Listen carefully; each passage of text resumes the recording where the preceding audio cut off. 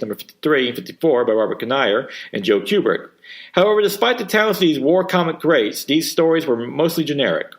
It was not until 1982, when G.I. Joe, the Real American Hero, was published by Marvel and writer Larry Hama, that the series truly came into its own.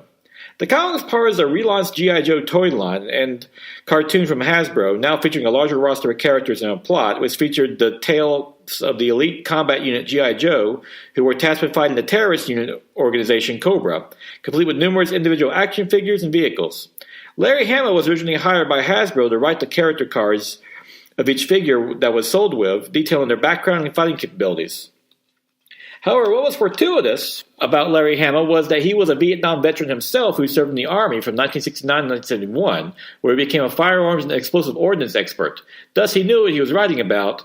And two, he was also a writer with Marvel, thus a natural choice to do the comic.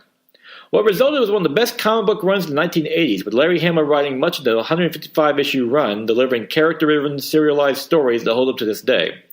Reportedly, Hama said he let the characters take him where they would go, hence the constant cliffhangers.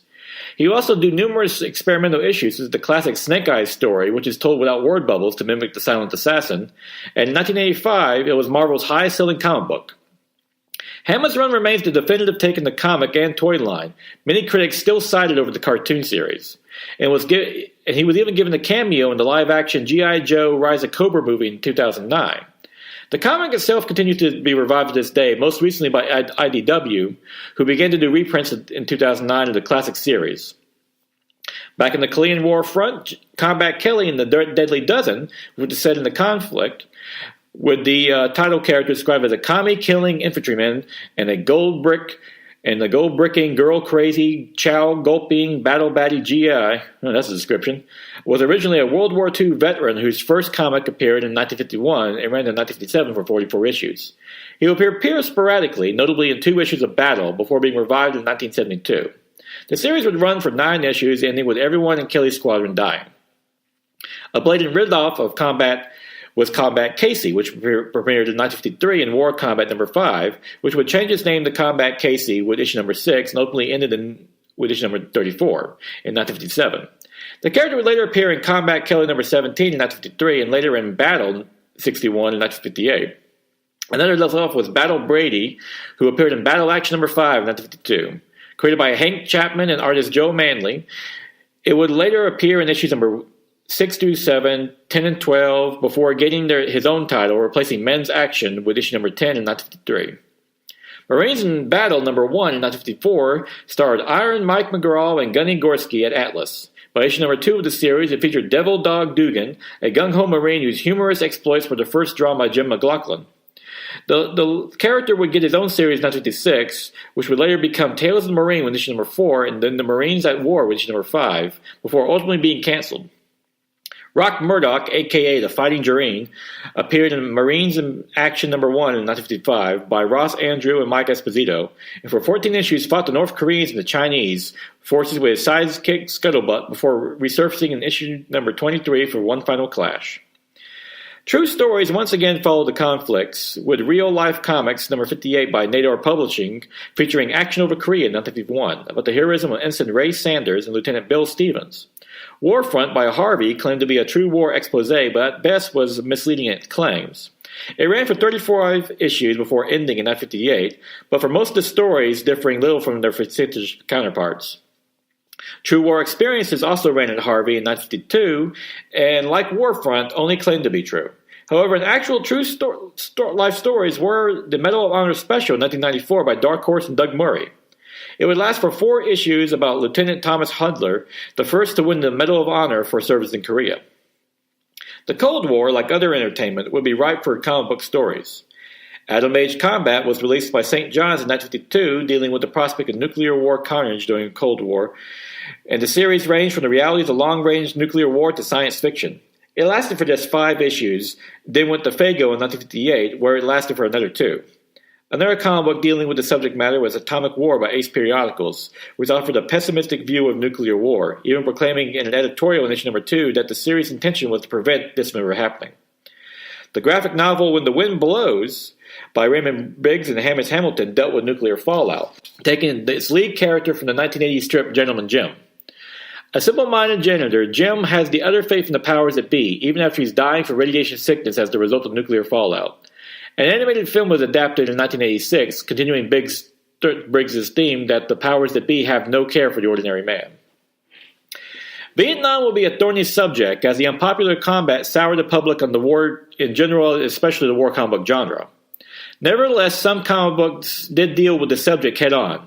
Most notably was The Nam, by writer Doug Murray and published by Marvel in 1986 with artist Michael Golden, along with Vietnam vet Larry Hama as editor. First appearing in a black-and-white magazine Savage Tales in 1985, the reader response was so positive Marvel commissioned its own comic book. The series progressed in real time, beginning in an induction in 1966, and with each issue moving 30 days from the previous one. Murray himself was a Vietnam veteran, as was Wayne Vangat, who also took over the art of this series with issue number 13. The stories originally took the viewpoint of Private Ed Marks, who starts out a naive and innocent young boy before being shaped by the war, seeing horrors, racism, and later the shabby treatment by veterans when they return home.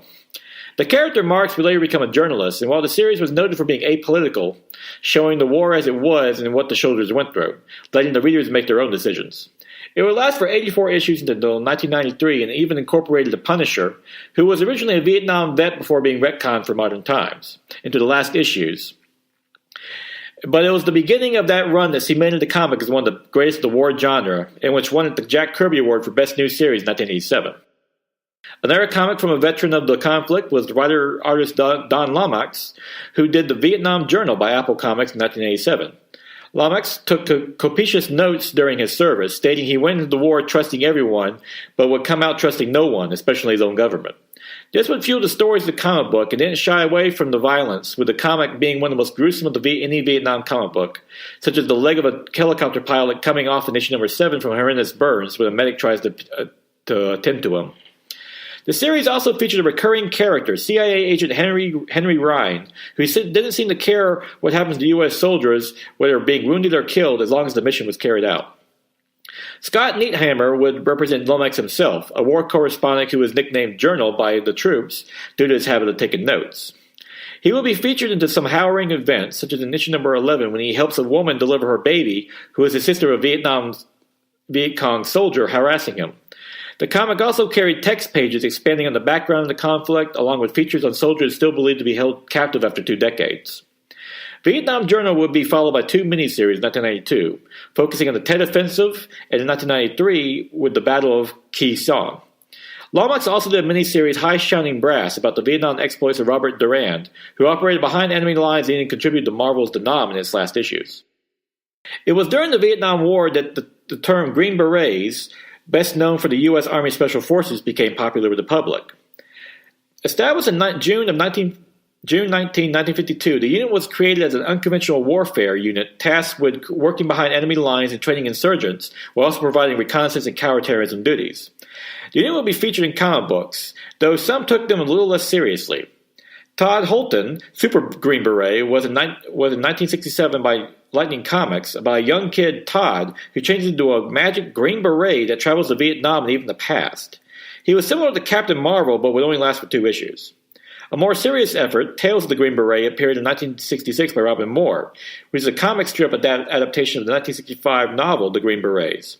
Moore trained with the unit and even accompanied them to Vietnam, with the novel forming the basis of the 1968 John Wayne film of the same name. Moore even co-wrote the lyrics to the patriotic song The Ballad of the Green Berets, which became a worldwide hit in 1966.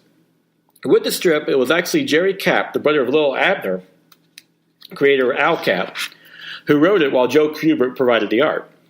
While the strip was originally meant to be a non-political depiction of Green Berets' heroism, Kubert constantly had to tamp down Cap's right-wing ideology, something he shared with his brother, and would ultimately leave the strip after just 2 years, with artist Joe Salerno taking over. Ultimately, the unpopularity of the Vietnam War ended the strip outright. The strip would share a name with a comic, Tales of the Green Berets, with art by Sam Glasman. It lasted for just 5 issues and later got a spin-off with Dale in 1967, while Blackthorn repackaged the Kubert strips as comics in 1986, with American Comics Group ACG did again 14 years later. GI Combat at GC sporadically featured Vietnam stories in its last days, notably Bravos of Vietnam, about a squad of Marines led by Sergeant Bullitt. Written by Robert Kanier, the stories would appear from 1983 to 1986. Cinder and Ash by Jerry Conway and Jos Luis Garcia Lopez was a 1988 thriller at DC that focused on Vietnam flashbacks. The Last Day in Vietnam in 2000 was done by Will Eisner, who also worked with the Army with his instructional magazine PS. While it did focus on Vietnam, it also featured Korean War stories. Another notable comic book on the Vietnam was the 5-issue miniseries The Other Side by writer Jason Aaron and artist Cameron Stewart, released from December 2006 to April 2007. The stories told parallel tales of an American soldier, PFC Bill Everett, and a North Vietnamese soldier, Vo Ben Day, as they join their respective armies, moving from basic training to the battlefield, where they have a fateful meeting. Published by Image Comics, it remains a powerful story that takes a balanced look at both sides of the conflict, and it won the Eisner Award for Best Limited Series in 2007. With the growing unpopularity of the Vietnam War, many mainstream publishers will avoid the subject altogether. It was one of the few Marvel ever avoided in the 1960s and 70s, though the natural subversive nature of the underground comics would take it head-on. One satire was Jesus Meets the Armed Forces by Ripoff Press in 1970 by Frank Stack, where the Messiah returns to make sense of the 20th century. The Legion of Charlies was in 1971 by Last Gas from artist Greg Johns and writer Tom Vetch, which juxtaposed the Manson murders with the May Massacre by U.S. troops in the call sign Charlie Company. Vietnam was written by Julian Bond and drawn by T.G. Lewis in 1986 as a response to when Bond was expelled from the Georgia House of Representatives for his opposition to the Vietnam War. The comic astutely pointed out how many black soldiers were treated as second class in many parts of the country, so why should they be forced to fight in a white man's war? Of course, the terrorist attacks of 9/11 would influence comic books with 9/11, a 3-volume collection of comic tributes appearing in numerous comic book companies, with work donated by various comic book artists with the intention of raising money for the families directly affected by the attacks. Even the congressional investigation by the comic book treatment, when the 9/11 report, a graphic adaptation by Sig Jacobson and Ernie Colon in 2006 by Hill and Wing. The resulting aftermath of 9/11 was the wars in Afghanistan and Iraq, which naturally provided fertile new ground for the war comic book genre. One comic was War Fix in 2006 by David Axe and Steve Olexa, which was published through Comics Lit, which addressed the addictive qualities of war to the eyes of a war journalist. It will be followed up by comic strip War is Boring.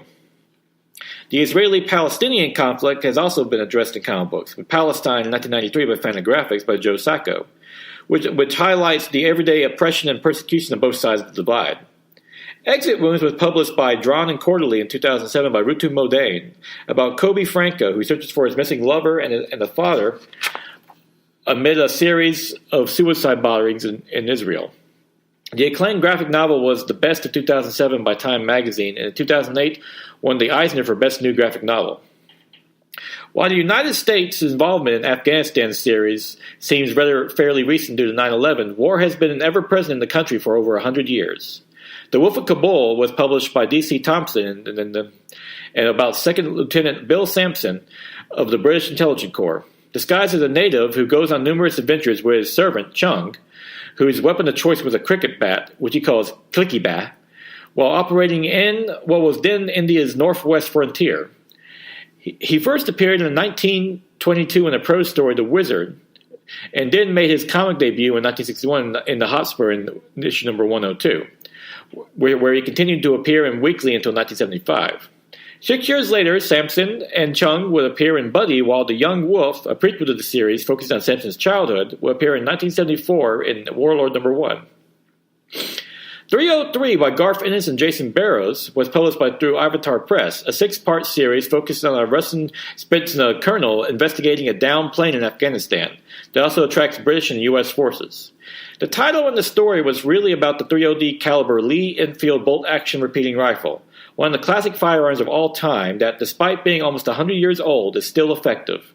The rifle is used as a metaphor to the constant war in Afghanistan and around the world. And with that, we will conclude for today. But next week, we will be concluding our war comic book genre series as we wrap up with modern war to this day and war in general. And now it is March 28th, 2019. Time for some reviews. Favorite comic book of the week, Detective Comics number 1000 by various writers and artists that serves as a tribute issue featuring various short stories covering all aspects of the classic Batman character. A fantastic milestone issue, 1000 is just crazy. I mean, the only one is Action Comics number 1000.